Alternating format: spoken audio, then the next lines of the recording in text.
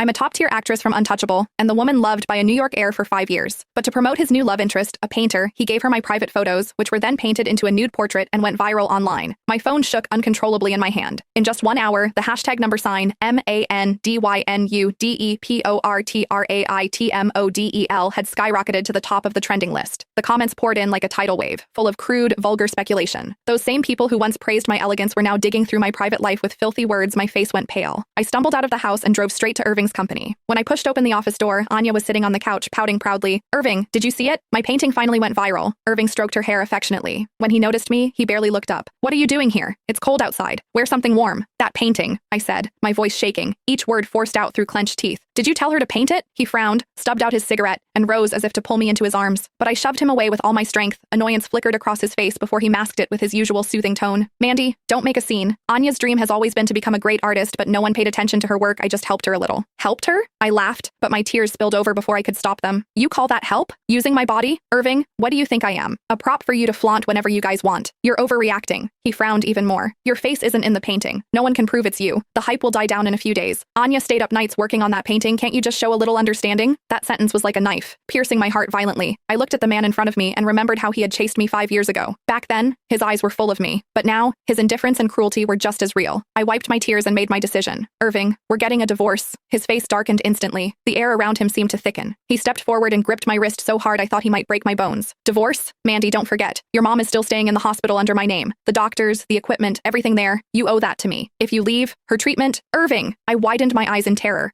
unable to believe he would threaten me with my mom. Her heart condition had always been my weakness. For years, I had relied entirely on his resources for her treatment. I never imagined that dependence would become the very chain he would use to control me. His grip tightened. His gaze was dark and obsessive. "Behave, Mandy. Don't push me." A cold dread washed over me. I felt myself falling into a bottomless pit, realizing that no matter how I struggled, I was already trapped in his web. At that moment of my despair, my phone vibrated violently. "Ma'am, something's wrong. Your mother just had a heart attack. She's in critical condition." My mind went blank. "I'm coming. Tell the doctors to save her. Do whatever it takes." Irving frowned and started to follow me out. Just as he was about to tell the driver to prepare the car, Anya collapsed into his arms, crying, "Irving, I feel dizzy. It must be the after effects from the car accident." He immediately scooped her up. "Get a doctor. I'm taking Anya to the hospital." When I arrived alone at my mom's hospital room, a nurse shook her head apologetically. "I'm sorry, ma'am. All the doctors were called away by Sir Irving to attend to Ma'am Anya. Your mother missed the critical treatment window." My knees buckled. I fell to the floor, staring blankly toward the doorway. There, Irving was helping Anya out of a room, murmuring, "Good thing it was just low blood sugar." Not a single trace of concern for my mother showed on his face, only care and tenderness for his other woman. At that moment, I swore. The last spark of love I had for him died completely.